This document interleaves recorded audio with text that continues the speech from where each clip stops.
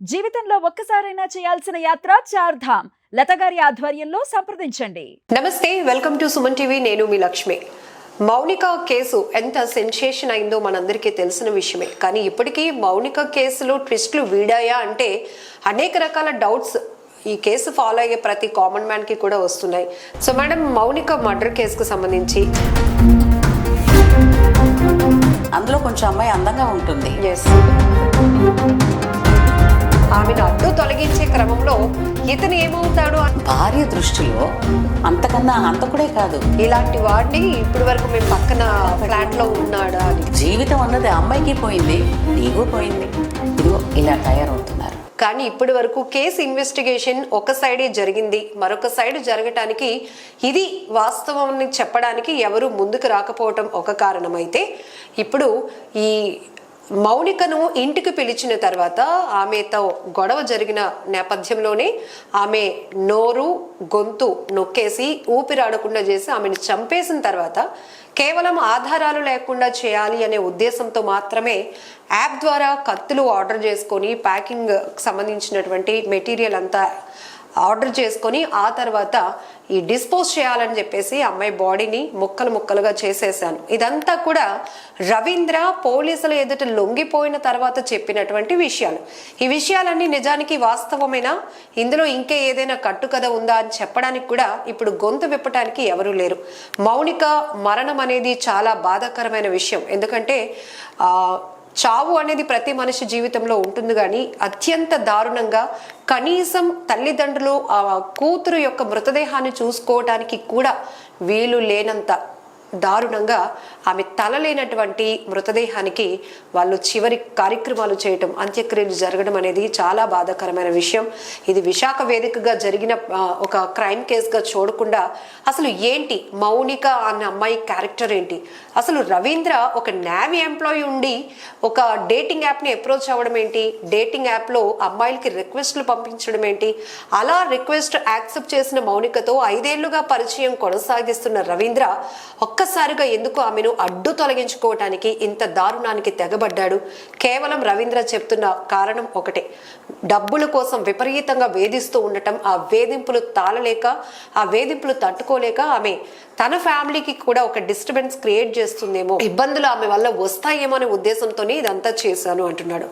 మరొక వైపు మౌనిక తండ్రి కూడా మీడియా ముందుకు వచ్చి, మా అమ్మాయికి డబ్బులు అవసరం లేదు, తను సంపాదించే కెపాసిటీలో ఉంది, కుటుంబంలో మేమందరం సంపాదించే వాళ్ళమే, నిజానికి మా అమ్మాయి తిరిగి ఇచ్చి ఉండొచ్చు, అలానే మా అమ్మాయి మెడలో ఒక 2 తులాల బంగారం కూడా మిస్ అయిపోయింది, ఈ కోణంలో పోలీసులు ఎందుకు ఇన్వెస్టిగేషన్ చేయటం లేదు, కనీసం మీరైనా మీడియా ద్వారానైనా మాకు వచ్చేటటువంటి డౌట్స్ ఏవైతే ఉన్నాయో, మాకున్న అనుమానాలు కేసు దర్యాప్తు ద్వారా నివృత్తి చేయాల్సిన బాధ్యత పోలీసులది అంటూ మౌనిక తండ్రి చెప్తున్నారు. ఈ కేసులో మొదటి నుంచి అప్డేట్ సుమన్ టీవీ ఇస్తూనే ఉంది. ఏంటి, ఎవరు ఇంటి పక్కన ఉన్నటువంటి వాళ్ళని కూడా మనం అప్రోచ్ అయ్యాం, పక్క వాళ్ళతో కూడా మాట్లాడాం, రవీంద్ర ఒక్కడే ఉంటాడంటే రవీంద్ర ఒక్కడే కాదు, వాళ్ళ బ్రదర్ కూడా అప్పుడప్పుడు వస్తూ ఉంటాడు, వాళ్ళ వైఫ్ డెలివరీకి వెళ్ళిన తర్వాత రవీంద్ర ఫ్రెండ్ కూడా తనతో పాటు ఈ 102 ఫ్లాట్ లో ఉంటున్నాడు అనే విషయాన్ని మళ్ళీ బయటకు వచ్చింది. ఆ తర్వాత చాలా మందికి డౌట్స్ రేజ్ అయ్యాయి. అయితే ఇప్పుడు మౌనికను ఇంత దారుణంగా హత్య చేసిన తర్వాత ముక్కలు చేసి ఆ మృతదేహం సంబంధించినటువంటి బాడీ పార్ట్స్ ని 3 చోట్ల ఉంచినటువంటి రవీంద్రకి ఇంకెవరైనా సపోర్ట్ చేశారని ఒక డౌట్ మళ్ళీ రేజ్ అయింది. సో ఇప్పటికీ ఈ కేసు ఒక మిస్టరీగానే కొనసాగుతోంది రకరకాల డౌట్లతో. కానీ ఇక్కడ ఈ కేసుకు సంబంధించి మనం జనరల్గా మాట్లాడుకోవాలి అంటే, పెళ్ళైన తర్వాత కూడా మౌనికకు ఈ రిలేషన్ అవసరమా? ఒక నేవీ ఆఫీసర్ అయ్యుండి నేవీలో ఒక మంచి టెక్నీషియన్గా వర్క్ చేస్తున్నటువంటి ఒక వ్యక్తి, అందులో ఇద్దరు ఏజ్ గ్రూప్స్ సేమే, ఇతను 31 సంవత్సరాలు, మౌనిక కూడా 31 ఇయర్సే. అయితే వీరిద్దరి మధ్య మ్యారేజ్ ప్రపోజల్ వచ్చిందా లేదా, వస్తే ఎవరు వద్దనుకున్న తర్వాత కూడా ఇంకొకరితో పెళ్ళైనాక కూడా రిలేషన్ కొనసాగించడానికి వీళ్ళ మధ్య ఉన్నటువంటి మ్యూచువల్ అండర్స్టాండ్ ఏంటి, ఇది ఇక్కడ క్లారిటీ వస్తే మిగతా దానికి కేసుకి చాలా రకమైన బలమైన ఆధారాలు దొరకడానికి అవకాశం ఉండేదేమో. బట్ ఇవన్నీ చెప్పడానికి ఎవరు ముందుకు రావట్లేదు. టెక్నికల్ ఎవిడెన్స్లు మాత్రమే ఈ కేసులో మిస్టరీ వేయడానికి కావాల్సినటువంటి కీలకమైన ఆధారాలు. ఇవన్నీ పక్కన పెడితే ఇప్పుడు మౌనిక క్యారెక్టర్ అనేది ప్రపంచం అనేక రకాలుగా చూస్తోంది. సో మనతో పాటు శ్రీమతి గంటి ఉషా గారు ఉన్నారు. చాలా విషయాలు మనం గతంలో కూడా ఇట్లాంటి క్రైమ్ కేసెస్ కావచ్చు, లేకపోతే లివింగ్ రిలేషన్షిప్స్ గురించి కావచ్చు, వివాహేతర సంబంధాల గురించి కూడా మేడం చాలా వాల్యుబుల్ సజెషన్స్ ఇస్తూ ఉంటారు. అసలు ఎటుపోతుంది మన కల్చర్ అనేదే ఆమె ఆవేదన. అసలు ఈ కేసుకు సంబంధించి ఆమె ఏమనుకుంటున్నారు మాట్లాడదాం. నమస్తే మేడం.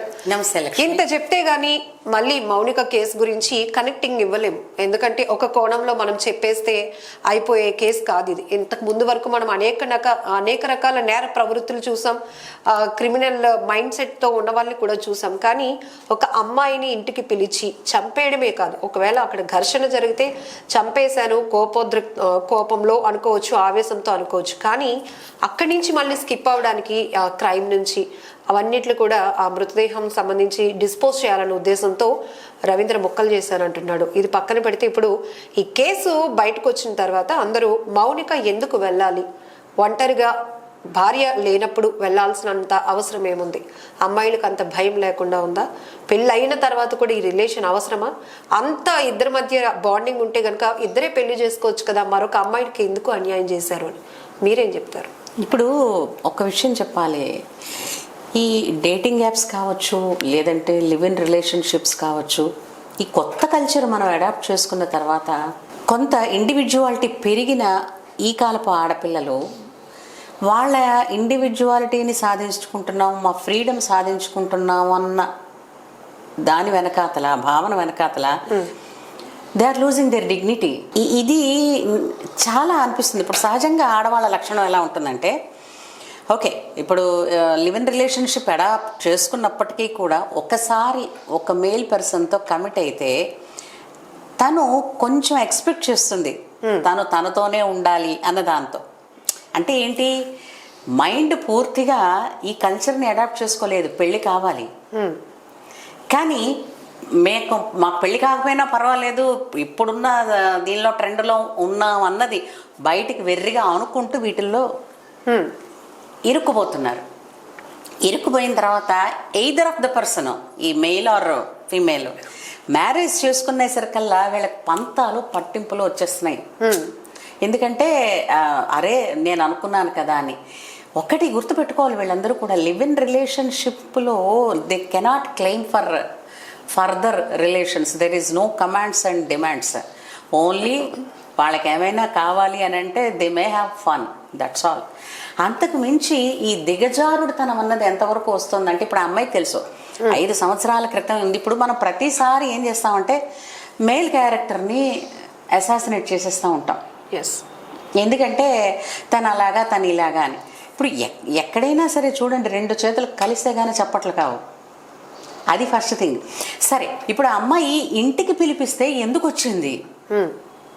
ఇప్పుడు డబ్బులు నువ్వు అడుగుతున్నావని తెలుసు, డబ్బులు అమ్మాయి డిమాండ్ చేస్తోందని తెలిసినప్పుడు ఇంటికి రా అని పిలిస్తే అంత వెర్రిగా వెళ్ళిపోతున్నారా?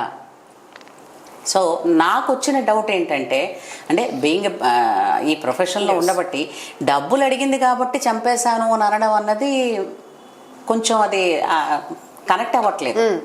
మరి అంత క్రూరంగా, ఇంత క్రూరంగా. సో ఇంత క్రూరంగా చంపడానికి ఏనంటే అతను ఒక్కడే చేశాడు అనడానికి కూడా మనం అనుకోలేము. ఇక్కడ ఎన్ని ఆలోచించాలంటే, ఇప్పుడు మీరు ఆ రోజున ఇంటర్వ్యూ చేసిన అక్కడ చూసాను ఆ సీన్స్ అన్ని, ఆ వీడియోస్ చూసినప్పుడు ఈ పక్కింటి వాళ్ళు ఆ పక్కింటి వాళ్ళు చూస్తే నాకు అనిపించింది, ఒకప్పుడు పల్లెటూళ్ళల్లో ఈ వీధి చివరిని ఏదైనా ఒక విషయం జరిగితే ఆ ఊరు చివరికి 5 నిమిషాల్లో పాకేసేది. అవును. అది కొన్నిసార్లు వీళ్ళు ఏంటనుకున్నారు, అబ్బా ఏదైనా రహస్యం అనుకుందాం అంటే లేదర్రా ఊరంతా తెలిసిపోతుందని అనుకునేవారు.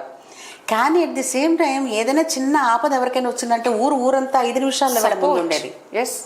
సో ఇప్పుడు ఇప్పుడు నేను జస్ట్ ఇందాక ఇక్కడ వస్తున్నప్పుడే చూసాను లిఫ్ట్లో, వీవర్ 4 లిఫ్ట్లో ఉన్నది, ఎక్సెప్ట్ మై సెల్ఫ్. మిగిలిన వాళ్ళందరూ మొబైల్ పట్టుకూర్చున్నారు. మొబైల్ పట్టుకుని చూసుకుంటా కూర్చుంటే నీకేం తెలుస్తుంది పక్కన ఏం జరుగుతుందో, అండ్ పక్కన ఎవరు ఏ విధంగా చూస్తున్నారు, ఏ విధంగా అప్రోచ్ అవుతున్నారు అన్నది ఎవరికి తెలుస్తుంది. అట్లాగే ఇప్పుడు ఇళ్లల్లో కూర్చుని సీరియల్స్లో మునిగిపోతున్న వాళ్ళకి సీరియల్లో ఏడిపో తెలీదు, పక్క వాళ్ళు ఏడిపో తెలీదు. సీరియల్లో కేకలో తెలియదు, ఇక్కడో కేకలో తెలియదు. ఈ హారర్ మూవీస్ కావచ్చు, ఓటీటీలు కావచ్చు, వీటన్నింటి రొదలో మనిషి నేరోగా అయిపోయి పక్కనే ఇంతటి ఘోరం జరుగుతున్నా కూడా తెలియకుండా అయిపోతున్నారు.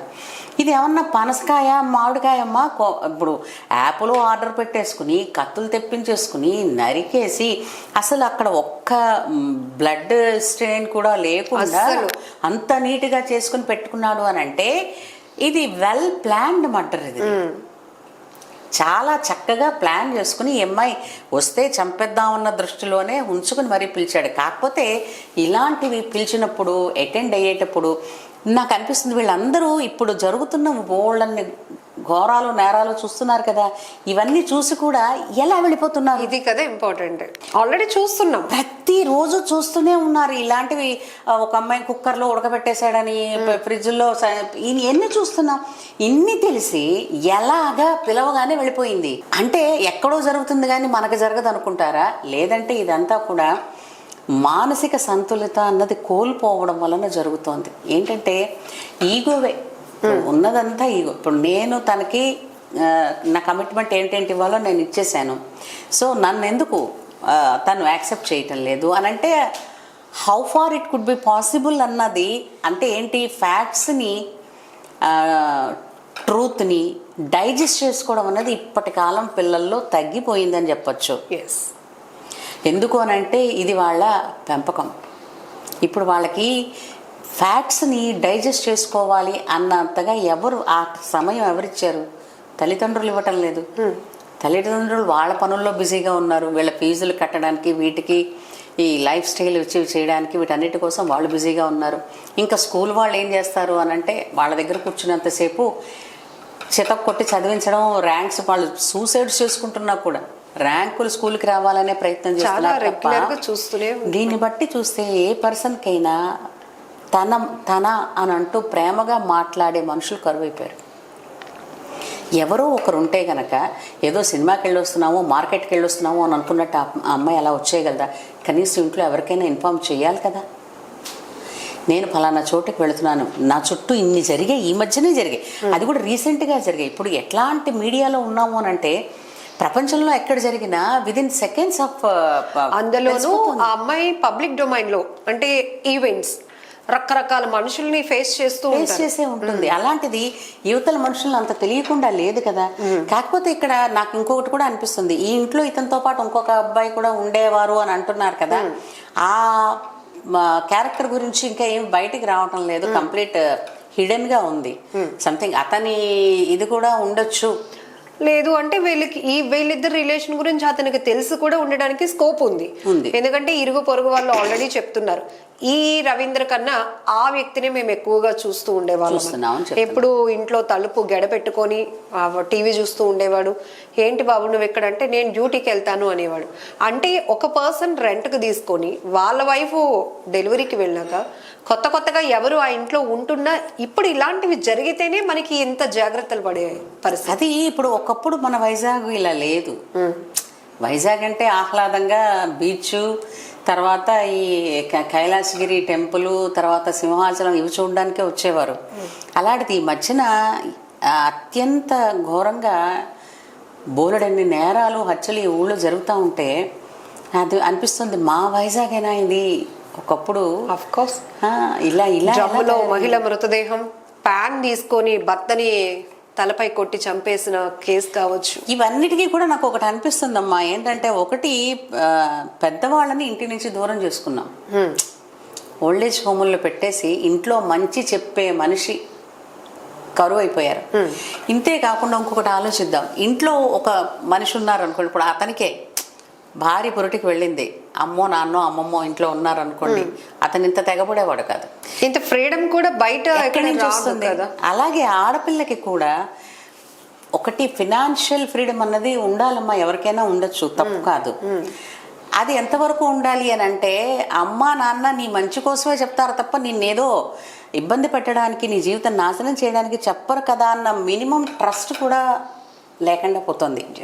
ఇప్పుడు మౌనికకు సంబంధించి కొద్దిపాటి డీటెయిల్స్ ఏవైతే రివీల్ అయ్యాయో వాటిల్లో కూడా రకరకాల డౌట్స్. ఒకరు ఇంటర్ చదివింది, పంజాబ్ నేషనల్ బ్యాంక్లో ఆఫీస్ సబార్డినేటర్గా చేస్తుంది అని చెప్పేసి, దాంతోపాటు పార్ట్ టైంగా ఈ ఈవెంట్లు. ఫ్రెండ్స్ మాత్రం తను బీటెక్ చదివింది అంటే ఫ్రెండ్స్కి తన గురించిన ఇన్ఫర్మేషన్ అనేది మిస్లీడ్ చేయడానికి చెప్పిందా, లేకపోతే నిజంగా ఫ్రెండ్స్ దగ్గర ఉన్నటువంటి ఇన్ఫర్మేషన్ కరెక్టా, లేకపోతే రవీంద్ర చెప్పింది తప్ప? ఇక్కడ రకరకాల కన్ఫ్యూజన్. ఒక్క విషయం చెప్దాం, ఇప్పుడు బీటెక్ చదివింది అని అంటే తండ్రికి తెలియకుండా ఉండదు కదా, ఎందుకంటే చిన్నప్పటి నుంచి తండ్రికి దూరం అయి పెరిగిన పిల్ల కాదు మనకు తెలిసినంత వరకు. కాబట్టి అమ్మాయి బీటెక్ చదివిందా ఇంటర్ చదివిందా అన్నది తండ్రి కన్నా ఇంకెవరు ఉన్నారు మనకి చెప్పడానికి. కాకపోతే కొంతమందికి ఏంటంటే కొంచెం తక్కువగా చూస్తారేమో అన్నందుకు she may speak in English fluently, but దాన్ని దృష్టిలో పెట్టుకుని తనకి తానుగానే నేను బీటెక్ చదివానో ఏదో చెప్పుండొచ్చు. ఇప్పుడు మౌనిక వాళ్ళ తల్లితో కానీ తండ్రి కానీ ఫ్యామిలీ హిస్టరీ చూస్తే చాలా పూర్ బ్యాక్గ్రౌండ్ ఉంది. సో తను గౌరవంగా బ్రతకడానికి మీరు చెప్పినట్టు డిగ్నిటీగా తన లైఫ్ లీడ్ చేయడానికి ఏ పనైనా చేసుకోవచ్చు, గౌరవంగా బ్రతకడానికి ఏదైనా చేయొచ్చు. కానీ ఇక్కడ ఆ అమ్మాయికి సంబంధించిన ఫోటోలు కానీ ఆ అమ్మాయికి సంబంధించిన ఉంటున్నటువంటి ఇల్లుకి ఎక్కడ సంబంధం లేదు. ఇప్పటికి కూడా కొంతమంది ఫ్రెండ్స్తో మనకి చెప్పిన ఇన్ఫర్మేషన్ కూడా ఎప్పుడూ ఆ అమ్మాయి పర్సనల్స్ షేర్ చేసుకోవడానికి ఇష్టపడేది కాదు, ఎందుకంటే చాలా రెస్ట్రిక్టెడ్గా ఉండేది. ఇట్లాంటివన్నీ మనకి వినిపిస్తూ ఉన్నాయి. వాళ్ళ నాన్నగారు ఒక మాట చెప్పారు, నేను పదే పదే సంబంధాలు కూడా చూస్తున్నాను, తన ఏజ్ కూడా మనం మాట్లాడుకోవాలి 31 years. కేవలం రవీంద్రతో రిలేషన్లో ఉంది కాబట్టే తను ఇంకొకరిని పెళ్లి చేసుకోవడానికి ఇష్టపడలేక పెళ్లి సంబంధాలు రిజెక్ట్ చేసిందా, లేదు అంటే ఇక్కడ మానసిక పరమైన ఒక హెల్త్ ఇష్యూ కూడా ఆమె ఫేస్ చేస్తుంది, మ్యారేజ్ అంటే ఒక రకమైన ఫోబియా, ఈ విషయం కూడా బయటకు వస్తుంది. ఎట్లా చూడొచ్చు అంటారు అసలు? ఇది అసలు పెళ్ళి ఈడొచ్చడం వేరు, పెళ్ళికి తగ్గ యాటిట్యూడ్ ఉందా లేదా అన్నది చూడడం వేరు. ఈ కాలంలో మనం ఏం చేస్తున్నాం అంటే పెళ్ళిడొచ్చిందా లేదా, ఈడొచ్చిందంటే పెళ్లి చేసేయండి అని అంటున్నాం. దాని వలన కూడా చాలా చాలా చాలా జంటలు చాలా విడిదిన షార్ట్ పీరియడ్లో మనం కోర్టులో చూసేస్తున్నాం వాళ్ళని. ఇప్పుడు మ్యారేజ్ వేరు, మ్యారేజ్కి వాళ్ళు మెంటల్లీ కూడా వాళ్ళు సిద్ధంగా ఉన్నారా లేదా అన్నది వేరు.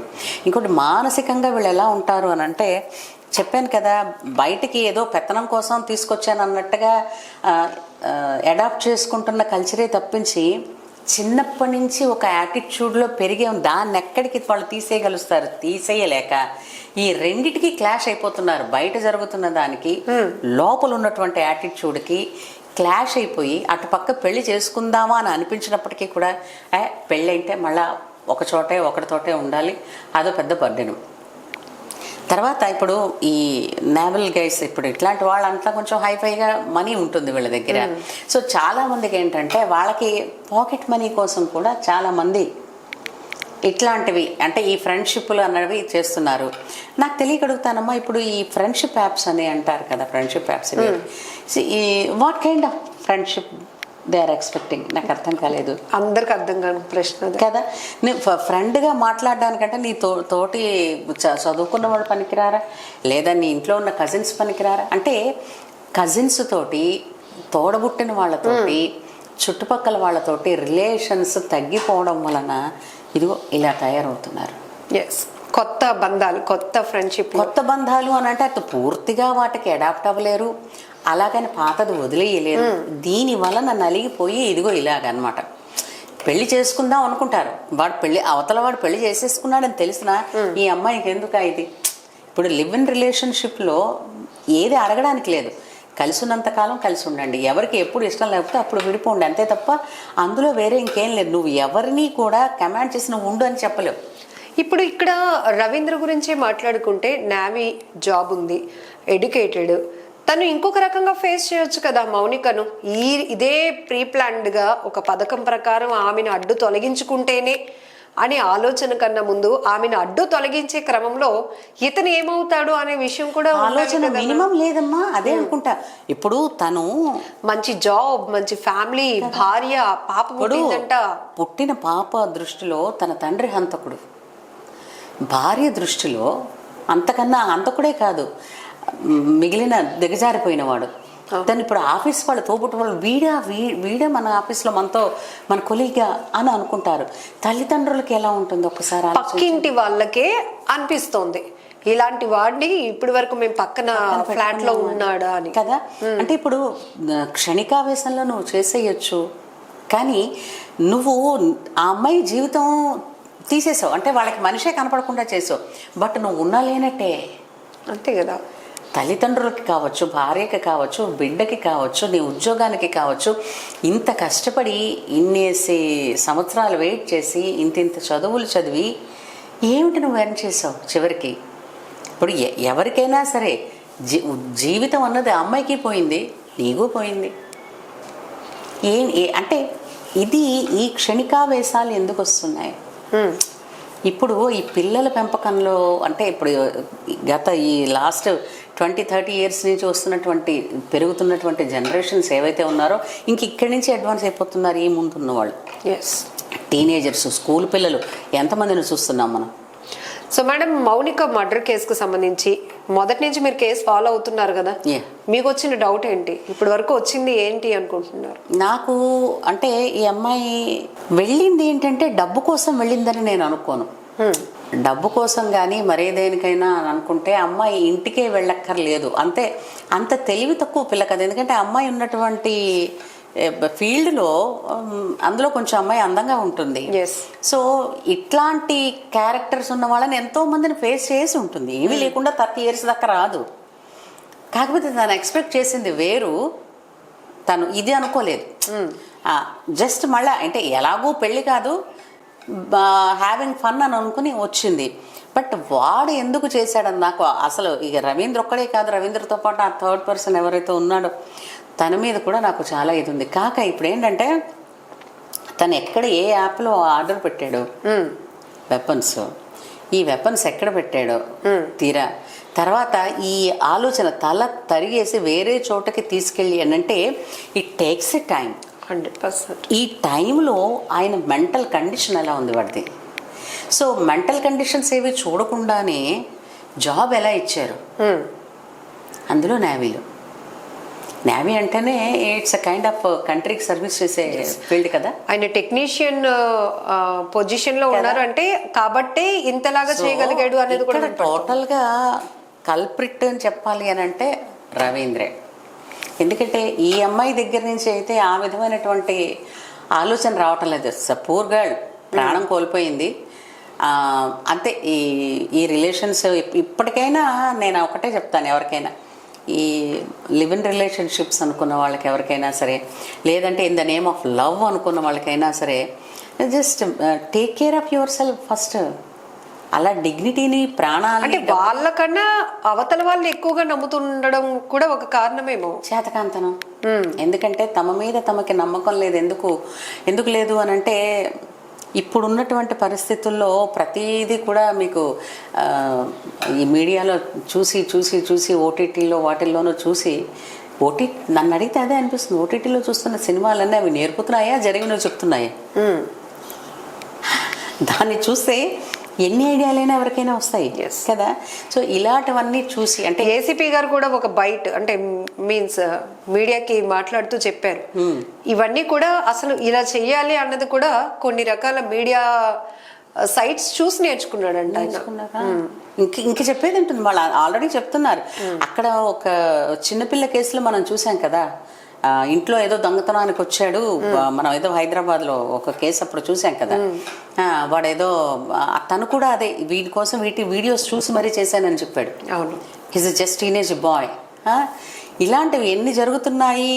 అయినప్పటికీ కూడా జాగ్రత్తలు లేకుండా మినిమం కేర్ తీసుకోకుండా అమ్మాయిలు కావచ్చు, అబ్బాయిలు కావచ్చు ఈ విధంగా పడిపోవడం వలన ఏంటంటే వాళ్ళకే కాదు సరే తల్లిదండ్రులకు కూడా ఎంత బాధమ్మా. ఇప్పుడు ఇన్నాళ్ళు పెంచిన పిల్లని తిరిగి తెచ్చుకోగలరా? ఆ తండ్రిని చూస్తే మనస్సు ద్రవించిపోయింది. ఆయన ఏమిటో అయోమయంగా కూర్చున్నాడు ఆ రోజున.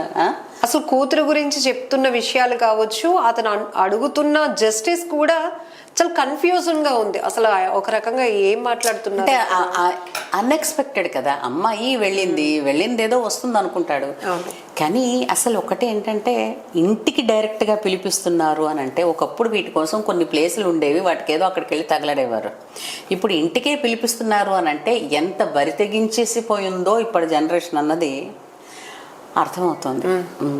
పెద్దవాళ్ళు అన్నది ఇంట్లో లేకపోవడమే. ఓల్డ్ ఏజ్ హోములు పెరుగుతున్నాయి, వాళ్ళకి మనం ఏదో హెల్ప్ చేస్తున్నాం కొంతమందికి అనుకున్నాం, కానీ అదిగో ఆ తల మీద చెయ్యి వేసి మాట్లాడే ఒక పెద్ద హస్తం, పెద్ద మనిషి లేకపోవడం వల్ల పిల్లలు ఇలా చెల్లా చెదరైపోయి ఇంటికి, ఒంటికి, సమాజానికి అందరికీ నష్టం తీసుకొస్తున్నారు.